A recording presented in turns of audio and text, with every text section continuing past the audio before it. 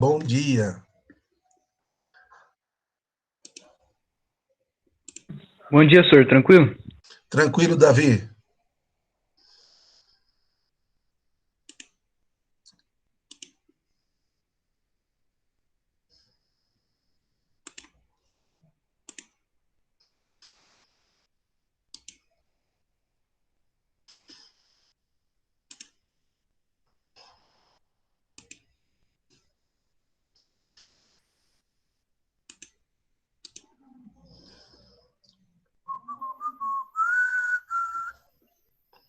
Ainda não.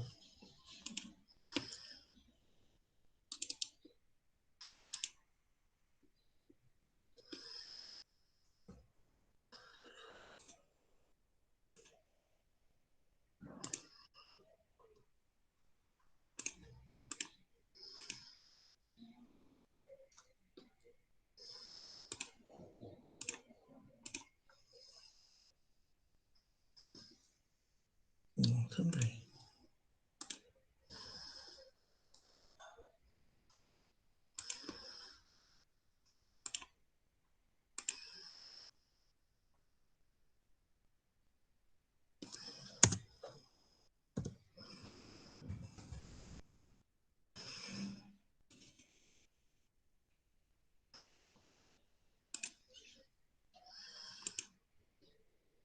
Johnny.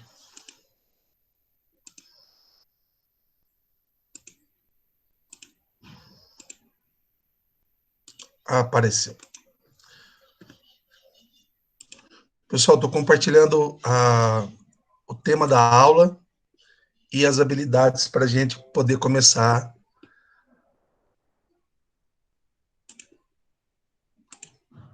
Vou fazer assim. Vocês estão vendo? Sim. Então, quarto bimestre, certo?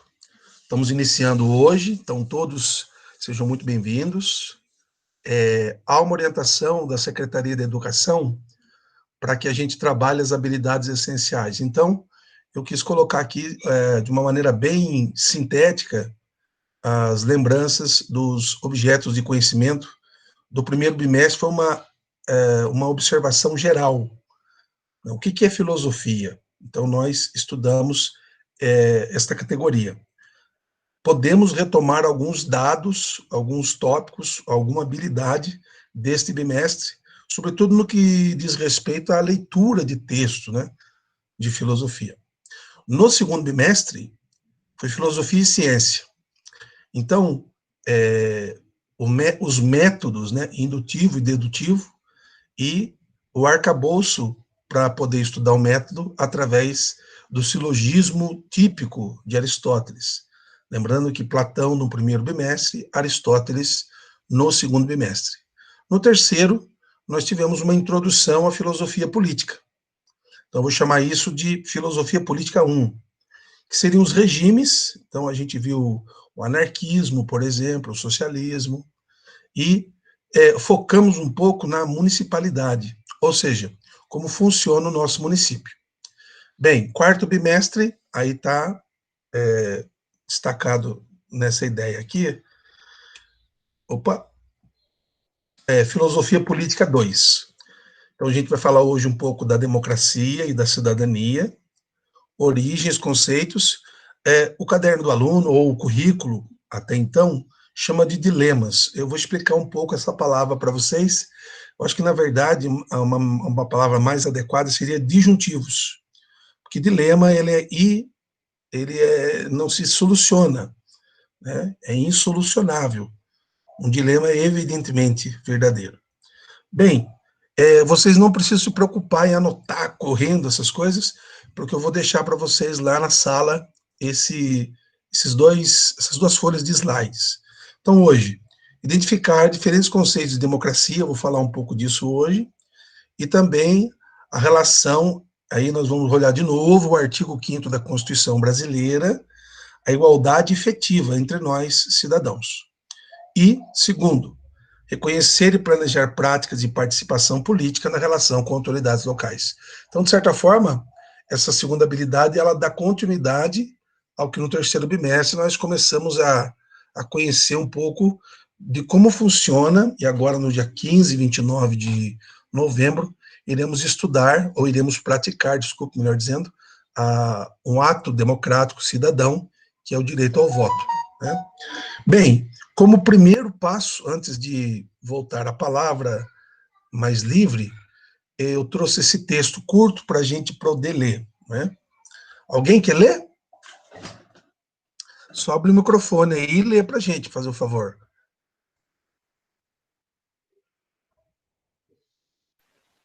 Pode ler, professor?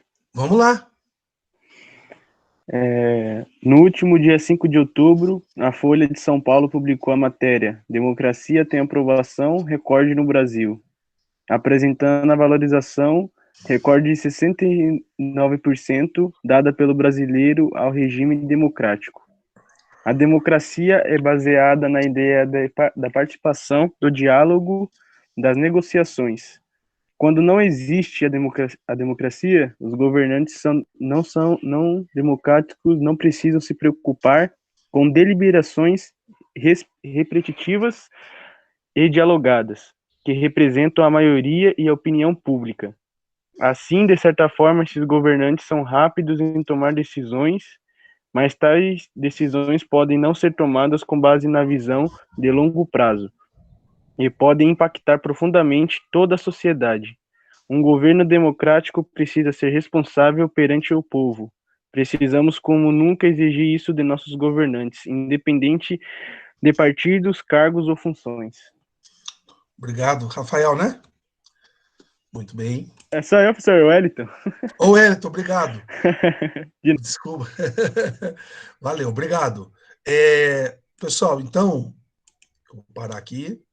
Voltamos. O Jackson aí, ó. Então, essa definição, as habilidades, elas vão ser colocadas lá, são duas, né? Habilidades. O tema é democracia e cidadania.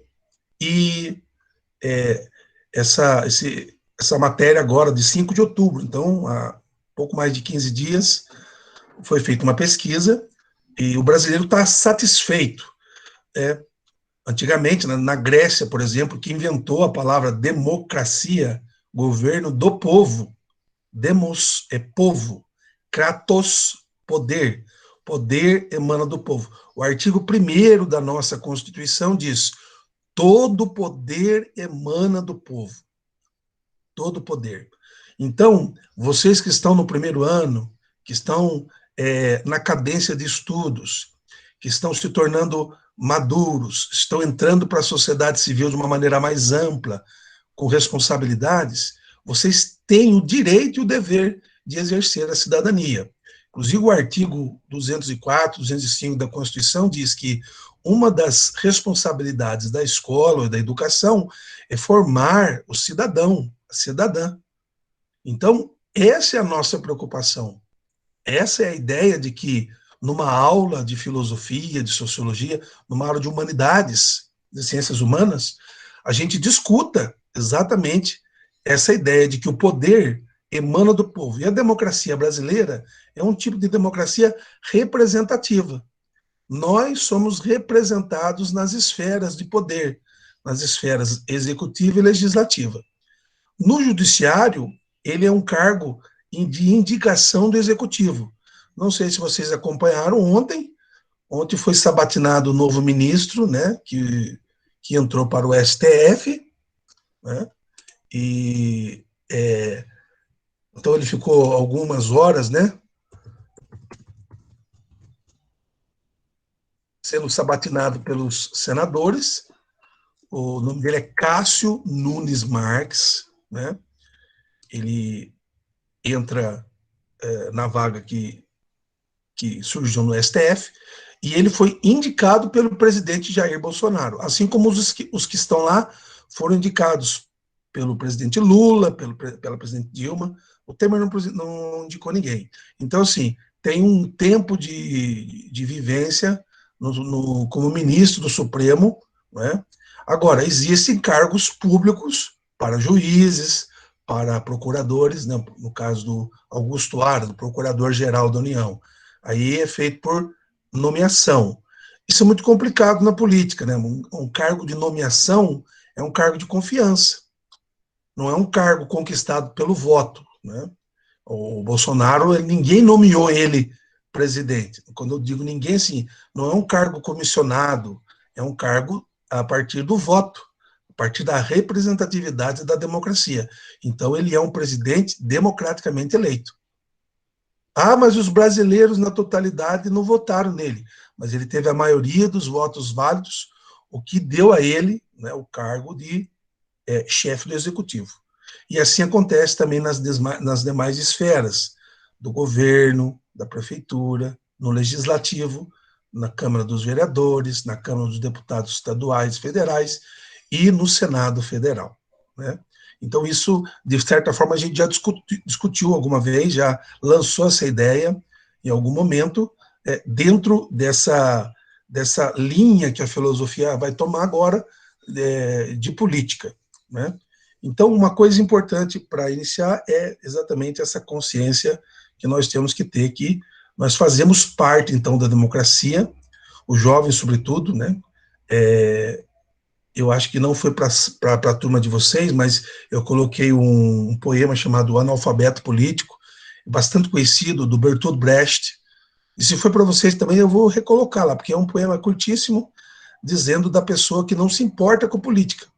Porque a cada pessoa que não se importa com a política, algum aproveitador vai se aproveitar e vai se importar, e a gente vai acabar caindo, né, nas frases de Nelson Rodrigues, ou no Gilberto Freire, que dizia que os idiotas dominariam o mundo não porque são mais espertos, mas porque são muitos.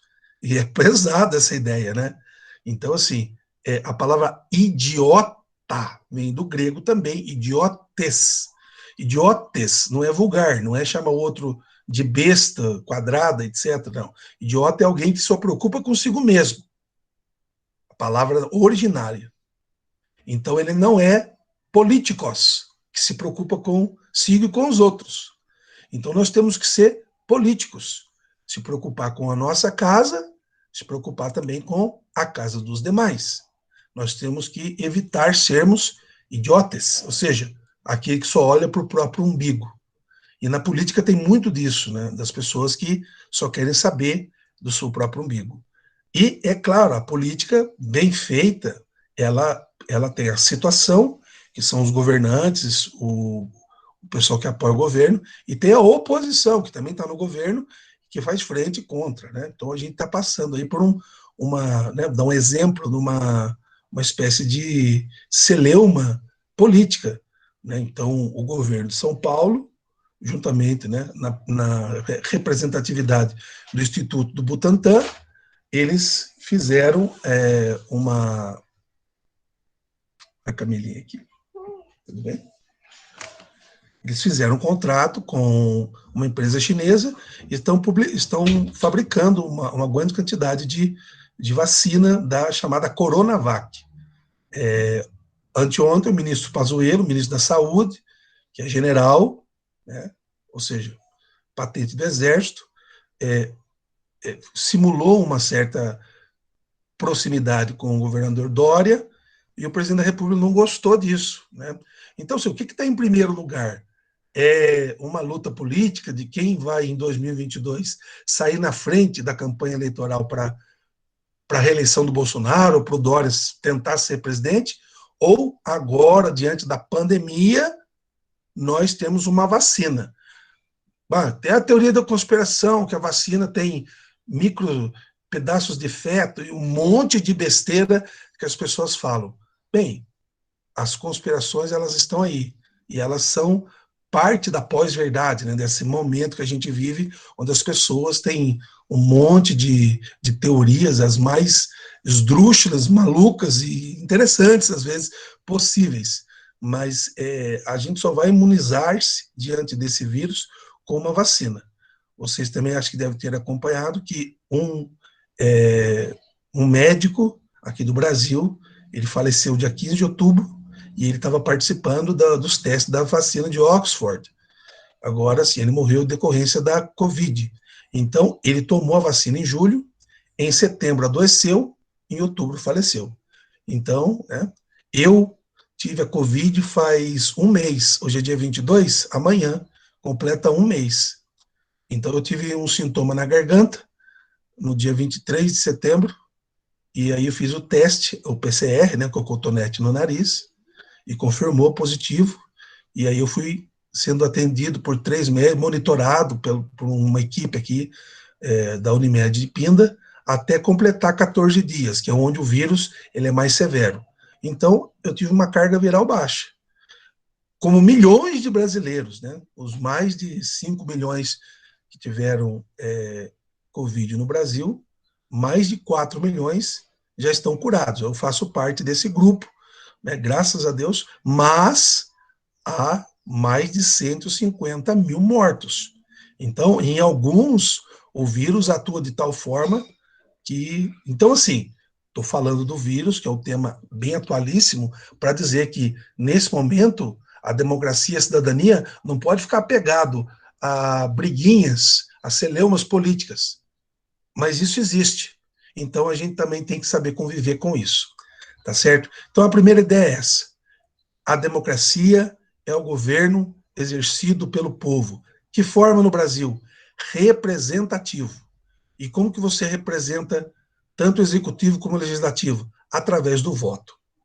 Então, assim, a gente superou a indicação, porque entre 1964 e 1985, o governo era indicado, né, pelos militares. Eles indicavam tanto um general assumia a presidência, né? Então teve o Médici, o João Batista Figueiredo, né? O Geisel e os 3 mais famosos, né?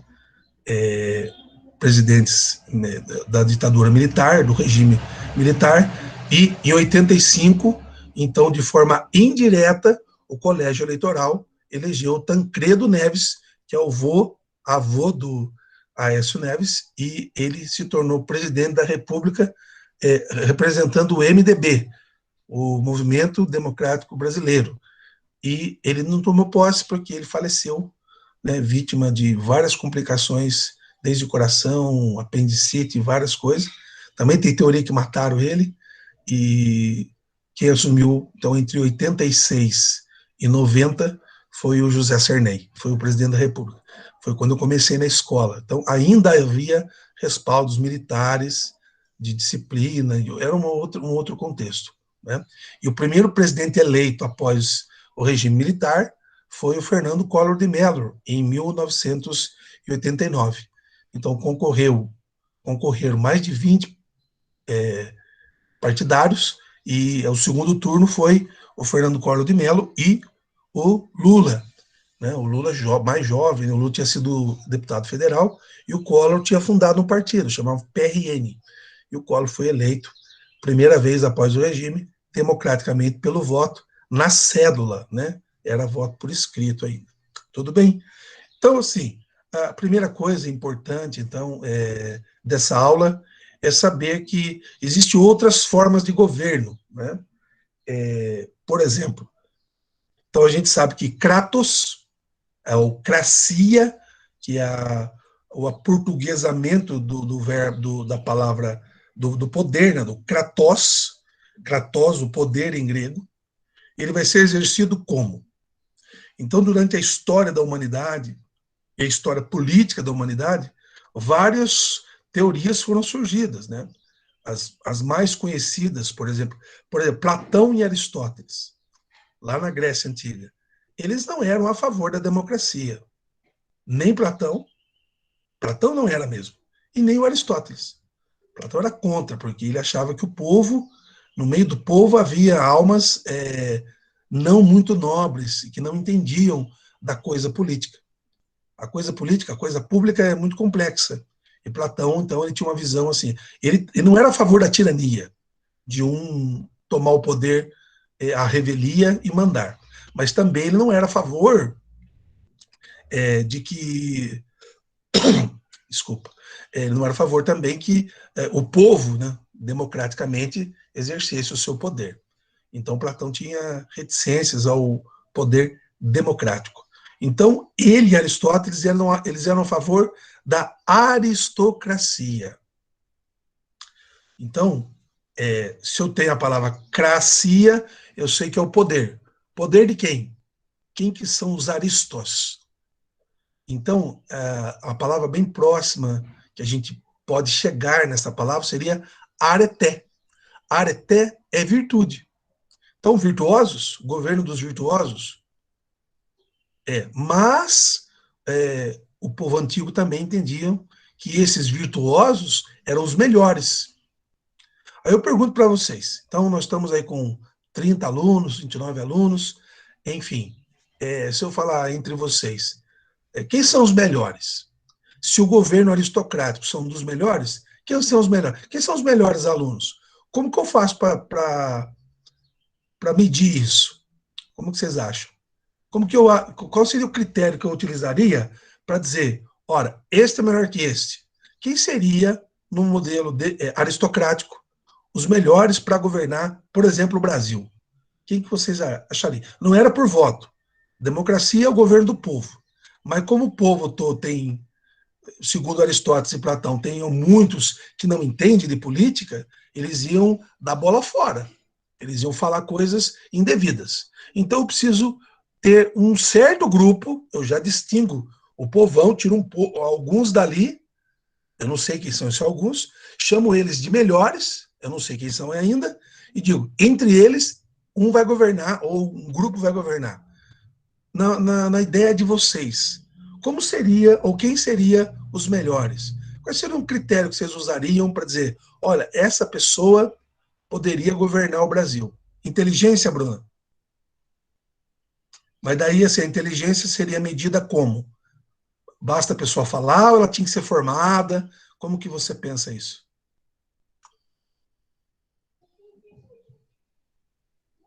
Inteligência é um critério bom. Uma pessoa inteligente, né? É bem subjetivo isso também, mas é um critério válido. Mas como que eu comparo... Pode falar, Wellington. Professor, eu acho que poderia, para juntar junto com o da Bruna, acho que isso mesmo, inteligência, e para medir poderia fazer, eles poderiam testar eles, né? Fazer algum teste, tipo, para ver se eles seriam os melhores realmente para governar, né, esse determinado país, né? Então, também seria bom fazer um teste, eu acho, né? Não sei, né? Eu acho que é essa a minha opinião. Perfeito. A Jennifer colocou a questão de atitudes, então observar a atitude é mais ou menos o que faz a ficha limpa, né, Jennifer? As atitudes é empatia, se ele lida bem com o povo. Ano que vem, se Deus quiser, a gente vai ler o Maquiavel. Maquiavel escreveu um livro chamado Príncipe. Ele diz, o líder, ele tem que criar duas coisas no povo. Ele tem que ser amado, é a força do hábito. Então, o líder tem que ser amado e tem que ser temido. Né? É o capítulo, acho que 16 do Príncipe, ou 18, não estou lembrando agora direito. Mas, enfim, está no Príncipe do Maquiavel. O líder político tem que ser amado e temido. E ele tem que fazer atos de bondade e atos de crueldade. E como que ele faz o ato de bondade? Você sabe o que é um pinga-gota? Aquele gostinho de pingar assim, gotinha? A bondade se faz pingando. Por quê? Porque o povo é ingrato. Se um prefeito entrar e fizer tudo no primeiro ano, não fizer nada no segundo, no terceiro, no quarto ano, o povo vai falar, esse prefeito não presta. Mas ele fez tudo no ano só. Deixou a cidade impecável. E nos outros anos ele foi mais relaxado. Então o povo é ingrato para Maquiavel. Mas a maldade você faz de uma vez só. Né? Se você tiver que punir alguém como líder político, faz de uma vez só. E Maquiavel diz também, lá no capítulo 21, o político ele tem que ter clareza de quem é amigo e de quem é inimigo, e dizer para os outros. Então, a aristocracia, pelo que vocês estão falando, seria o governo dos melhores. Só que ninguém, até hoje, definiu quem são os melhores. Historicamente, entra junto com a aristocracia uma outra forma de governo, que é a plutocracia. Então, poder do plutós, ou seja, do dinheiro. Então, quem tem dinheiro, que é mais ou menos o que acontece, né? Uma campanha de gente rica, uma campanha de gente que não tem recurso. E aí já começa... eles não concorrem de maneira... Para ter democracia, gente, a gente precisa de 3 palavras. Gravem isso. Isonomia. Isonomia. Todos somos iguais. Se não houver igualdade entre as pessoas, não tem democracia. Se uma pessoa é diferente porque ela tem dinheiro e a outra não tem, a democracia está furada. Ah, professor, então a democracia do Brasil está furada. Está. Porque as pessoas são tratadas, muitas vezes, pela classe social e pela posição econômica que elas possuem. Não estão se cumprindo os artigos da Constituição. E aí, nós, exercendo o papel de cidadão, nós vamos denunciar isso. Porque é ilegal, é crime a pessoa não ser tratada por igual. Porque ela é negra, porque ela pratica Umbanda.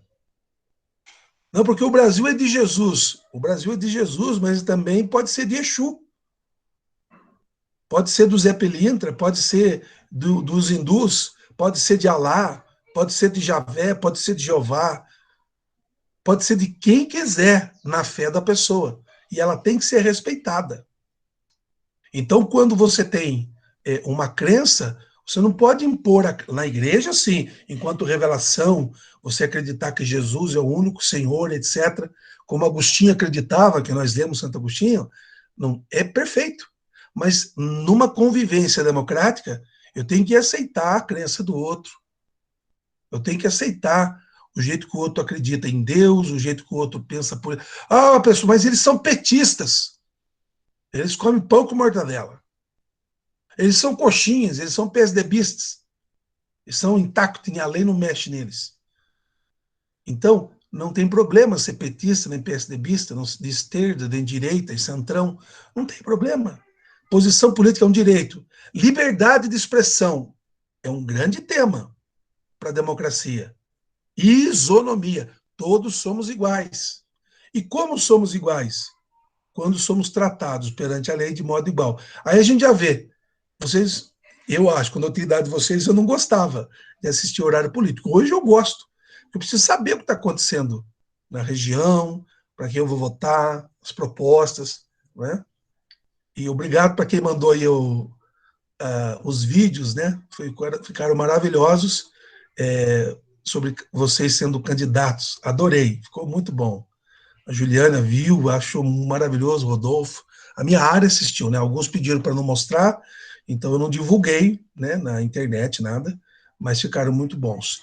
Então, você vê que um candidato tem 5 minutos, o outro tem 30 segundos. Já começa aí a desigualdade. Começa aí. Por que um tem 5 minutos, o outro tem 30 segundos? Todo mundo tem que ter o mesmo tempo. Em 30 segundos, você não consegue nem falar seu nome e o número direito. Já em 5 minutos, você fala seu nome, você fala alguma proposta. Então, já entra desigual já. Então, isonomia, gravar, é uma parte da democracia onde todos somos iguais perante a lei. Né? E aí existem os códigos. O Código Civil, a Constituição, a primeira lei, o Código Civil, depois o Código Penal, o Código do Trabalho, do Processo de Trabalho, o Código do Consumidor. As leis vão sendo montadas para que o exercício da cidadania na democracia respalde o quê? A dignidade de cada um de nós, a liberdade de cada um de nós e a igualdade entre nós. Então, isonomia é que todos nós somos iguais. Isegoria. Isegoria é o seguinte: todos nós temos o direito de falar em público e o que pensamos. Então, eu falava da liberdade de expressão. Né? Não sei se vocês lembram, mas havia um programa, o CQC. o Marcelo Tati, que apresentava na TV Bandeirantes, e a bancada tinha o Danilo Gentili começou lá, o rapaz que apresenta o Globo Esporte, que eu não sei o nome dele agora, também começou lá como repórter, enfim, vários. O Rafinha Bastos era da bancada, e havia um outro rapaz também que era da bancada. Ele fez uma piada, entre aspas, para mim não é piada.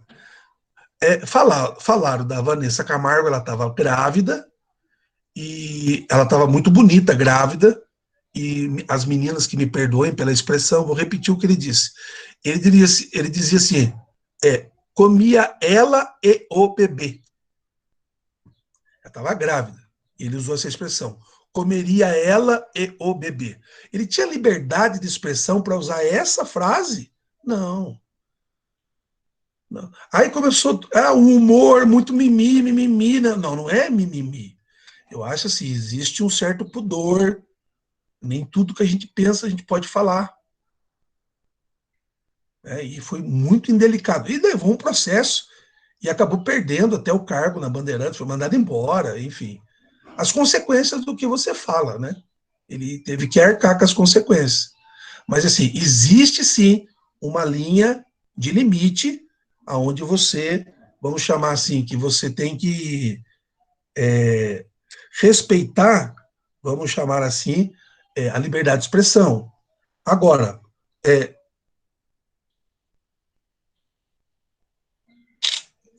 a ninguém é dado direito, se disser alguma coisa que saia fora do padrão do aceitável, não ser responsabilizado.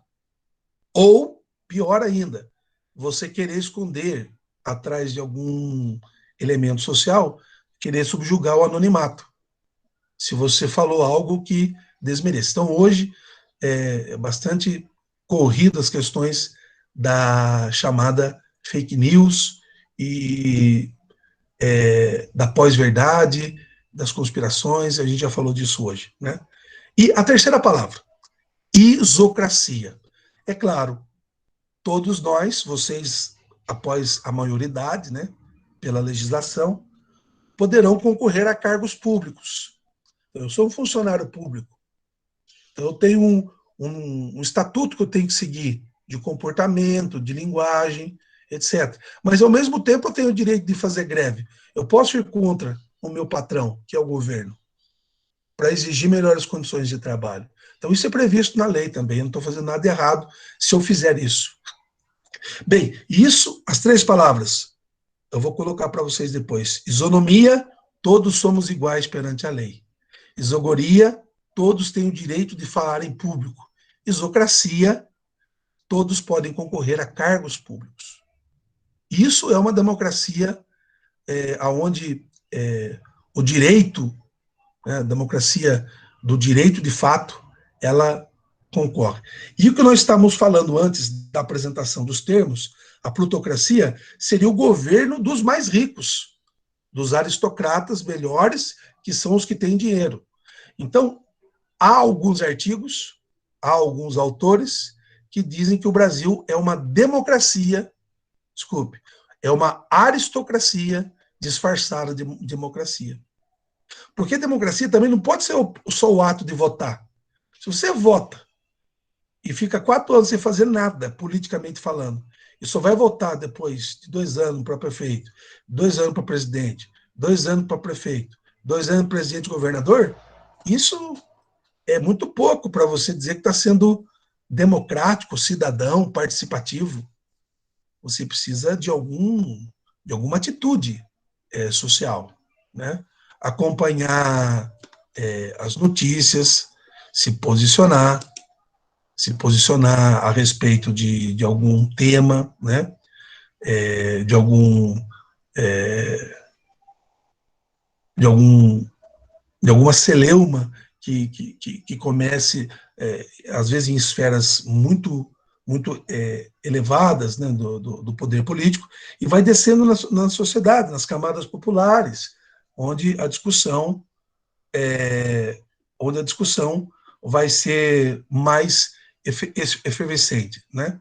Bem, para dizer que a gente não conseguiu mostrar alguma coisa para vocês, né?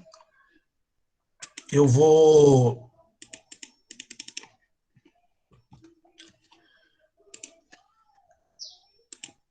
socializar aqui novamente, então, guia do Chrome.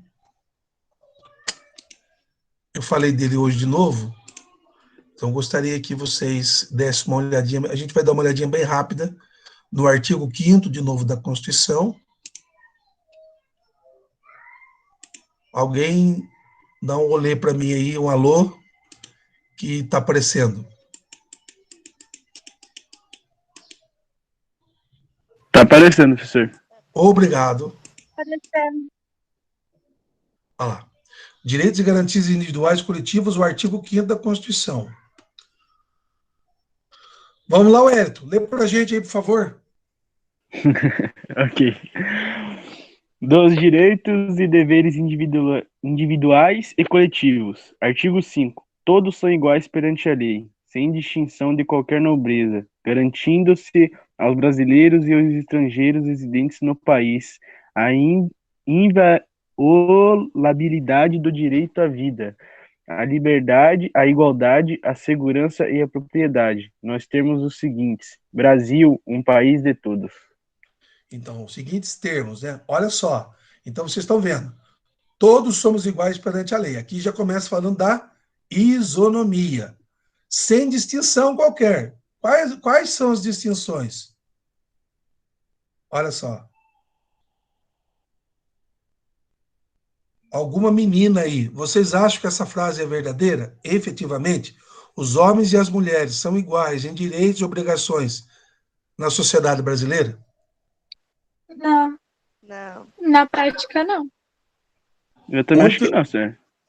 Aonde vocês veem a diferença? Vocês poderiam dar um exemplo aonde que a gente consegue perceber que esse direito de igualdade não é respeitado para as mulheres? Diferença salarial, Muito bem. oportunidade. Diferença de direito, os homens sempre querem se achar o superior só porque mandam, são mais fortes e tal, mas nunca dão espaço para as mulheres falar, se pronunciar. Você usou a palavra forte, então você acha então que a mulher é sexo frágil? Não, eu não acho. Eu acho a mulher uma pessoa forte. Eu acho. Então, muito bem, todos que falaram. Se vocês lembrarem, o nosso presidente mesmo diria que a mulher tem que ganhar menos porque ela engravida. O que vocês acham dessa frase? Nossa, professor, eu vi um vídeo desse esses dias. Que era assim, eles estavam simulando. Como é que fala? Entrevista, né? Entrevista de emprego. Aí a mulher pergunta. Aí uma lá pergunta pra mulher se ela tem filho. Aí ela fala que sim. Aí a moça pergunta, né, se. Quem vai olhar seu filho quando você vir trabalhar? E essas coisas, sabe? Fica interrogando ela por ela ter filho. E aí, depois aparece um homem fazendo entrevista. E a mulher pergunta, tipo, se ele tem filho. Ele fala que sim e a pessoa tá, tipo, tá, bem. Tipo, não liga, sabe? Ou seja, ele tem filho e tudo bem, a mulher tem filho. É que isso é fruto historicamente de um machismo, de que cuidar da casa e dos filhos é uma coisa só de mulher. Como se o homem não tivesse um dever. O homem sai para trabalhar e a mulher toma conta de casa. Mas hoje, muitas famílias, as mulheres trabalham também.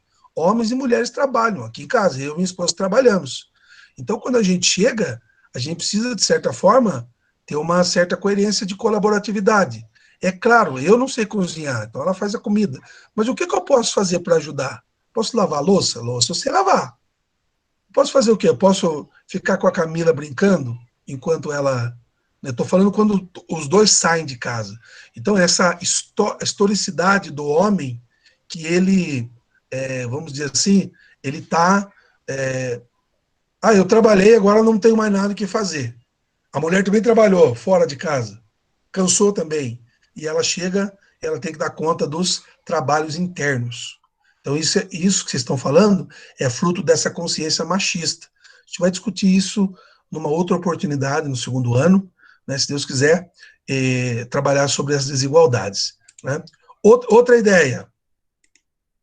Ninguém será obrigado a fazer ou deixar de fazer alguma coisa, senão em virtude da lei. Não, se não, ninguém é obrigado a tomar a vacina. Agora, se sair uma lei dizendo, olha, compulsoriamente, por estarmos numa pandemia, o governo solicita, ou a palavra mais pesada, obriga que você se vacine. Até então, não é sinalizado isso, certo? Porque nós estamos numa coisa diferenciada, que é a pandemia. Mas ninguém é obrigado a fazer nada se não for em virtude da lei. Eu quero andar de carro. Para andar de carro, você tem que tirar a sua carteira de motorista. Eu não quero. Você não tem que querer. Você tem que tirar a carteira de motorista, né? Eu quero andar então eu tenho a carteira de motorista, mas eu quero beber cerveja durante a viagem de carro. Não pode, porque é crime. Você não pode estar alcoolizado. Você põe em risco a sua vida e a vida dos outros. Pode olhar que toda lei, ela não pensa só nas consequências para o indivíduo, mas para o indivíduo e para os demais. Eu tirar a carta de motorista significa que eu aprendi a dirigir. Segurança para mim e para os outros. Eu não beber enquanto dirijo, segurança para mim e para os outros. Sempre a lei tem essa dualidade, esse disjuntivo. Você se protege e protege os outros. Isso é fazer política, né? Mais para encerrar hoje, né? Ninguém será submetido a tortura nem a tratamento desumano degradante. Putz, a gente viu aí o rapaz matou a bebê, degolou. Humanamente falando, eu como pai, eu queria dar muito nele. O professor está falando isso para os alunos. É o ser humano, estou dizendo, humanamente falando. Professor, desculpa interromper o senhor. Quando você vê alguém que abusou de uma criança, não, pode falar. Como que ele fala que ninguém será submetido à tortura ou tratamento desumano ou degradante, sendo que aconteceu aquele caso lá, né, que os policiais torturaram um homem só por ele ser negro. E, tipo, o tratamento com branco é totalmente diferente. Então, aí Isso é uma tortura. a questão de raça também está presente na Constituição, mas daí isso vai através de um elemento importante que está nas entrelinhas da Constituição, está no Código de Direito Penal, que é a denúncia. A denúncia, isso é importante. É o elemento que garante a ilibação de uma sociedade, é a denúncia, você pode denunciar. Né? Por que se colocou esse artigo na Constituição? Porque se supõe, se tem relatos de que no período militar houve tortura. Então, assim, há divergência sobre isso. Então, não é para usar de tortura. O Estado tem direito de exercer força física sobre nós. Agora, o direito do Estado exercer força física, ele é limitado. Quem define o limite? Depende do que acontecer, é um juiz. Depende do que acontecer, é a lei. A lei e a interpretação dela por um magistrado. Por exemplo, no Mato Grosso, um garimpeiro, foi no Mato Grosso mesmo, um garimpeiro invadiu, então o nome é esse. Exatamente. Um garimpeiro invadiu uma propriedade e a menina atirou nele. Eu não estou lembrando agora se o cara morreu. Eu acho que sim. Então, assim, eu vi a reportagem de relance, assim, mas assim, foi legítima a defesa? Ela disse para ele não entrar e ele invadiu a propriedade. Legítima defesa. Então, existe esse pressuposto na lei e esse pressuposto ele tem que ser levado em consideração. Tá, mas daí você captura alguém que cometeu um crime bárbaro. Ele vai para o sistema prisional. Entre os presos, existe um código. Eles machucam uns aos outros. Por exemplo, o estuprador, ele é maltratado na cadeia pelos próprios presos. Ainda mais estuprador de menor. Né? Então, agora, a lei, ou quem representa a lei, não pode praticar nenhum tipo de justiça. Porque como funcionava na antiguidade? Quando alguém... Se você lê a Orestia, por exemplo, do Sófocles, quando um certo personagem assassina o outro, e aí ele é capturado, sabe quem faz o julgamento? A família do assassinado. E o que a família do assassinado propôs? Que ele fosse amarrado numa biga, numa carroça, e fosse arrastado até o couro da pele dele sair. O que vocês acham disso? Interessante, né? Que isso, professor? Que barbaridade é esse, mano? Antiguidade. Isso. A família do assassinado decidia qual pena ia ser imputada. E isso é a chamada de justiça. E isso nós evoluímos. Então, hoje a pessoa comete um crime bárbaro, a justiça não vai tratar ele com a mesma intensidade, vai tratar ele em tempo. Por exemplo, esses ginecologistas que estupram pacientes, 200, 300 anos de pena. Mas no Brasil você não cumpre mais que 30 anos. Mas como o cara é oitentão, ele vai morrer antes. E aí ele fica pedindo para ir para casa, porque está passando mal, porque é rico. A plutocracia. Pessoal, o nosso horário, infelizmente, eu adoro esse tema. A gente tinha um vídeo aqui de 5 minutos. Eu não vou conseguir passar ele hoje, do Cortella, mas é o tema que a gente vai voltar mais vezes, tá? Não tem exercício para entregar. Entrem lá na sala, tem um texto para ler, só isso.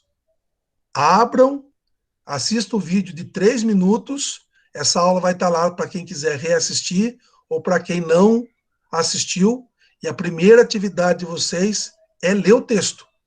Professor, mas o que é para fazer? Ler o texto. Pronto, final. Tá bom? Não, então não tem um exercício para fazer nesse primeiro momento. Eu quero primeiro dar bastante conteúdo para vocês entenderem o que é democracia e como ela funciona, para depois dar uma atividade, né? Tá bom? Então eu queria agradecer a vocês pela presença, olha aí, 29 alunos, muito bom. Obrigado a vocês pela paciência e obrigado pela participação de quem falou, vamos tentar ser mais interativo e que nossas aulas sempre sejam assim, repletas assim, de muita reflexão para que a gente se torne um bom cidadão e viva sempre no Estado Democrático de Direito no Brasil. Professor, obrigado pela aula, hein? Falou, um abraço. Tchau, professor. Ok. Obrigado pela Abraço, aula. professor. Nada, fica com Deus. Valeu. Abraço para todos. Tchau, Boa tchau. semana pro senhor, hein, professor? Beleza. Eu tenho aula agora com o 2º ano, em seguida. Nunca vi isso.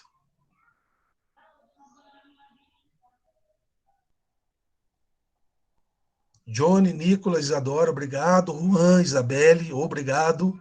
Cauã, João Paulo, obrigado.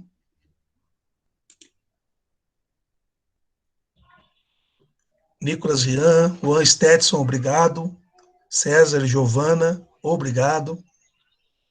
Até a próxima.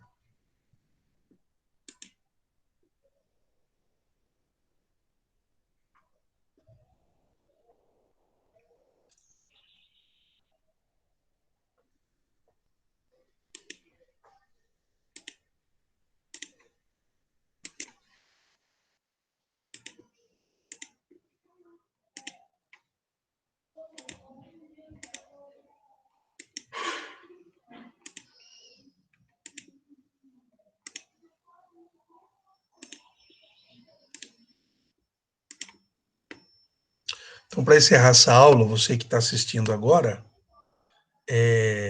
as 3 palavrinhas.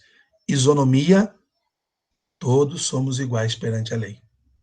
Isocracia, todos têm o direito de concorrer a um cargo público, devido às demandas, respeitando a idade, etc. E isegoria, todos têm o direito à fala, tá bom? Um abraço, vamos para a próxima aula.